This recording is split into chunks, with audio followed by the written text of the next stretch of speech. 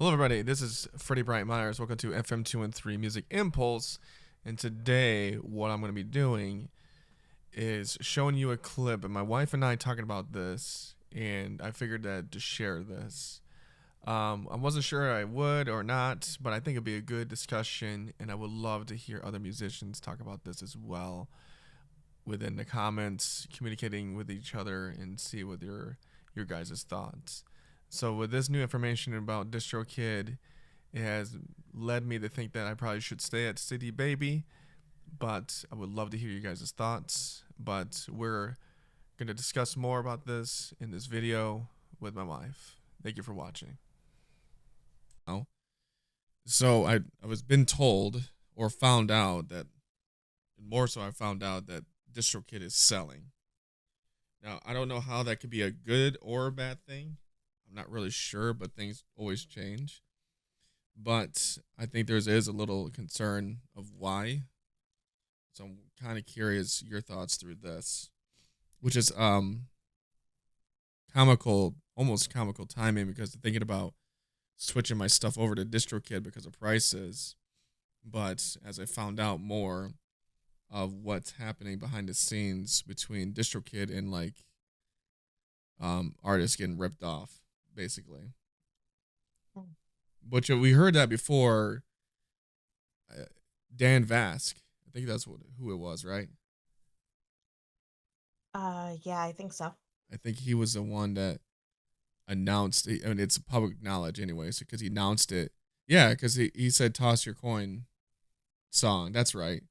So yeah, it's Dan Vask that had the issue of getting the payout, and I think he was talking That was to a a while bot. ago, though. That was a long while ago, but it sounds like it's still an issue by reading some comments over here. Not on just this video. I looked at a couple other videos, but this one is the first one that intrigued me about the DistroKid is selling. So let's hear what she said. DistroKid is the biggest independent music distributor in the world. It's literally distributing half of the music on the internet right now, like upwards of 40% of all of the music. And with that, that's crazy, by the way. 40%?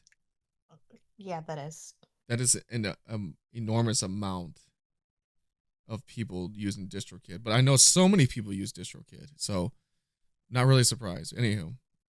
being said, knowing that it's the biggest one, it's at its prime right now. Well, the fact that DistroKid is selling is a really bad sign. Now, what I do know from actually working with DistroKid, I fight the good fight on behalf of you guys all the time, and DistroKid is a huge company, and so we have claims with them, and I'm talking to their legal counsel almost every single day. Well, they have quite the business plan of how the company is structured, because like other distributors, such as, let's say, TuneCore, that will take a percentage of what you actually earn. DistroKid's business model is actually a subscription plan. Okay, we're going to talk about it. But looking at the numbers here is going to guide us to the ultimate, well, hopefully, answer. All right, so we know that roughly about 2 million artists are using DistroKid right now. And we also know that Spotify just reported paying out 11 billion in royalties. And so understanding that DistroKid is in charge of, well, about 40% of that, it's taking a massive slice of all of the music royalties, and it has huge margins. So this isn't a startup company. This is a very profitable company. And looking at the subscription model that it has right now, the fact that we're now reading that Goldman Sachs, Rain Group, right, these big investment companies, these big management companies are exploring a sale of DistroKid with a valuation around 2 billion. And so 2 billion, is that a good price?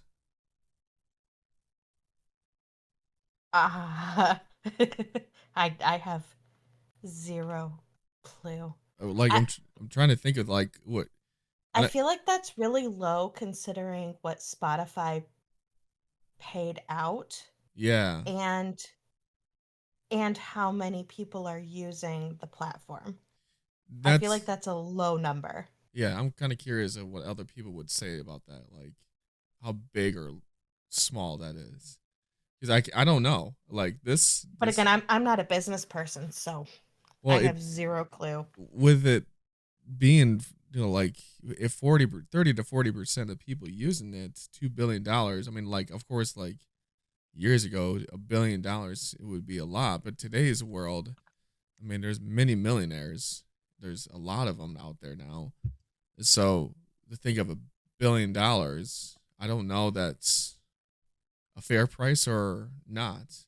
And if it's, I don't know. If it's really low, I would say this way: if it is low, then what's the reason why they're trying to get it out? like trying to, Right.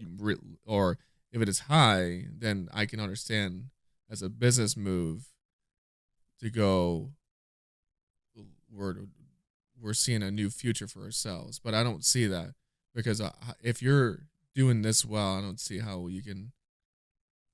But then again, you look at Jeff Bezos. He stepped down on Amazon, but he holds a percentage of the a company though. Still, I can't remember what the True. percentage is, but I don't think I that's don't the know. case here. I think there's probably something more to it.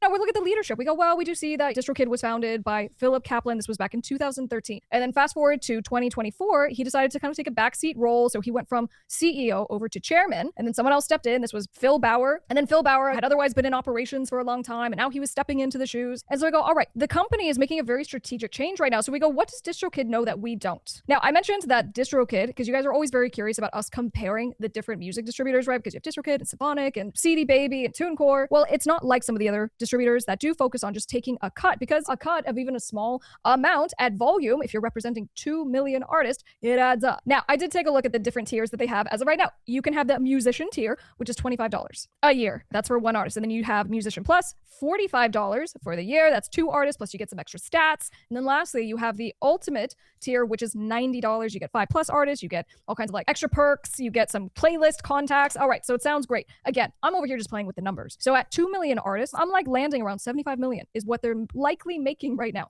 just based on the base subscriptions. Now, if you guys don't know, I make music. I've used DistroKid, so I can give you some feedback, not just from the legal perspective, but actually being a creator myself. So I've used their platform before, and I can tell you they do have add-ons as well, right? So they can do your YouTube monetization, your content ID. And, you know, at the time they had, well, for most companies, they usually take a 20% rip. There's a legacy, leave a legacy, where it's like, we'll never take down your music. If you pass away, your music will live on forever, which is just so problematic in my mind. But anyway, you can pay for that. You can do cover songs. Again, a little bit misleading because you actually don't need to get cover song licenses anymore in the US.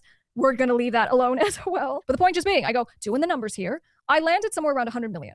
If DistroKid is making somewhere around 100 million, we also know that they laid off a bunch of people a year and a half ago because they're downsizing. So I go, all right, so why sell? Yeah. So the chairman did step down. Mm-hmm. So that's something where I just ironically just talked about. Well, the CEO stepped into the chairman role. Yeah. And then the new guy went into the CEO role. Yeah. I guess he really didn't.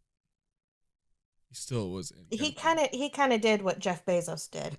Kind of. And went, I don't necessarily want to run this ship anymore, but I still want to have input. Right. But this is a chairman. It seems like it'd be more of a hand to it. Maybe it's the same thing. I don't know. That's something I don't know. That's out of my world, basically. Well, and every business is kind of structured differently with that sort of thing.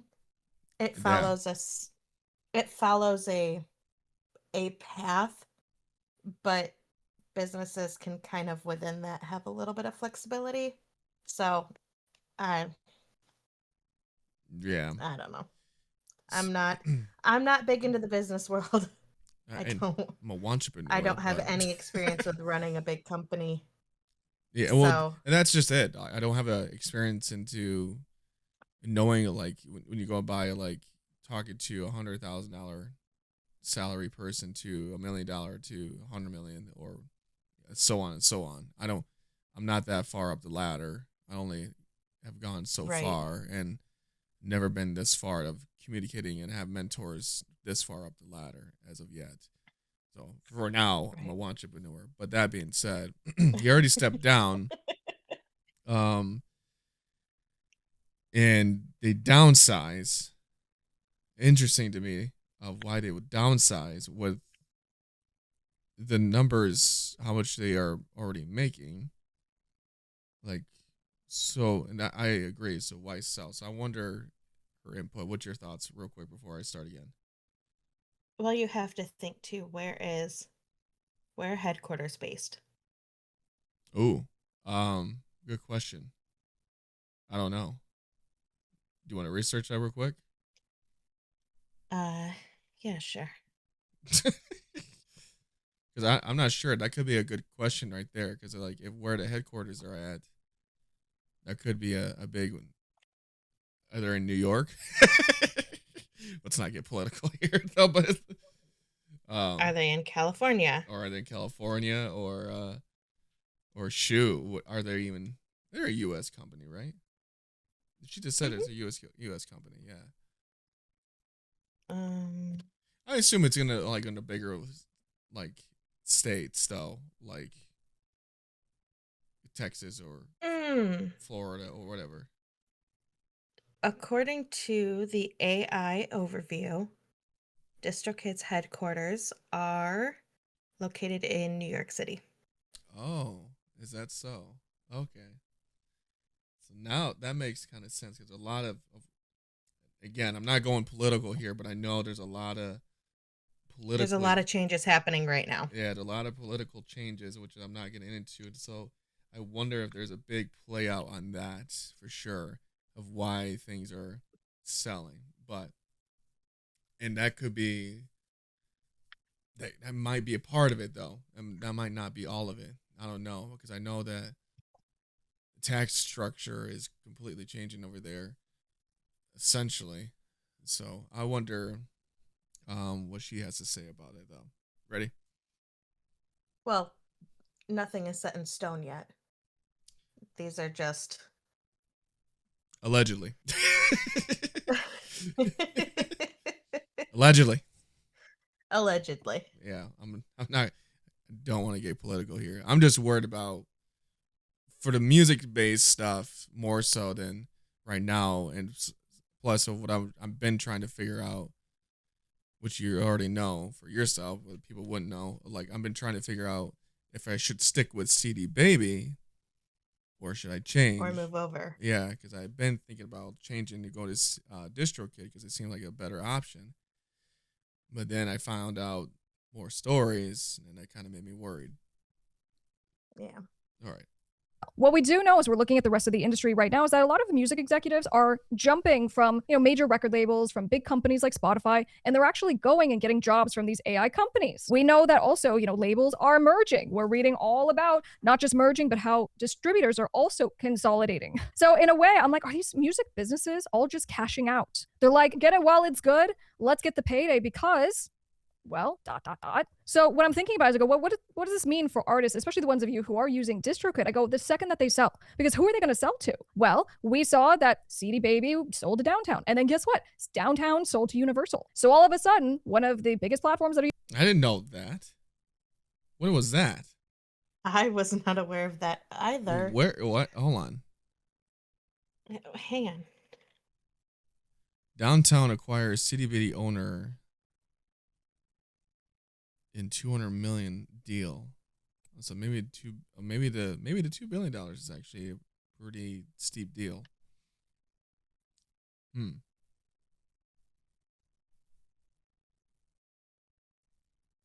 don't know.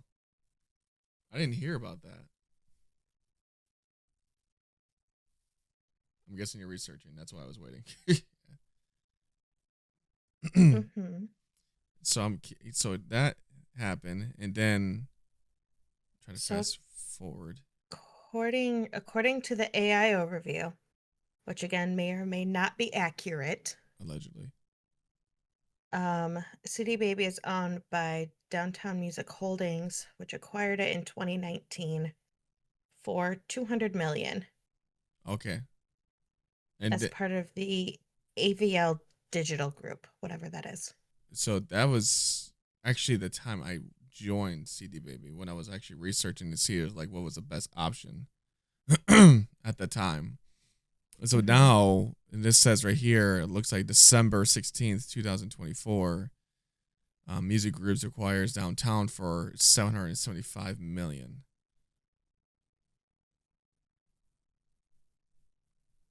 So this is by here. Interesting. Town sold to Universal. So all of a sudden, one of the biggest platforms that are used by independents is now being run by Universal. So there's that. But we go, more than likely, it's going to be a major label that swoops in and purchases up DistroKid. Okay, so we go either way. There's going to be new terms of service. The last time that they updated the terms of service was June 8th, 2021. I know that because I've reviewed their terms of service on the channel, and we go back regularly. I'm always scouring to see if they have made any changes, and they don't. So what's going to happen is that when a new company comes in and takes over, they're going to make changes, and I'm real worried about what's going to happen. Because with these changes, we go, some of these other companies we're seeing where they're like forcing AI terms, they're forcing IP licensing. So like your intellectual property, your songs, the copyrights. We're like, all of a sudden now, music distributors are taking way the hell more than what they're entitled to, what I even think is lawful. So this is where I'm genuinely getting concerned, because it's kind of like, know your enemy. We know the enemy as they are right now is these big music businesses that we have to deal with. And so it can sometimes get scary when now it is someone else who runs your stuff, who is in charge of the infrastructure that you rely on for your music distribution. So either this is genius timing, or the biggest independent music distributor in the world sees something coming. I'm Top Music Attorney. Okay. See you on the next one. Interesting. Yeah, I figured to show you that, to talk about that, and I'm kind of thinking about posting this before doing reacts. Like not posting it before reacts, but thinking about posting this first, and then getting into reacts. Maybe. I don't know. This is, I don't know. A lot of things to think about.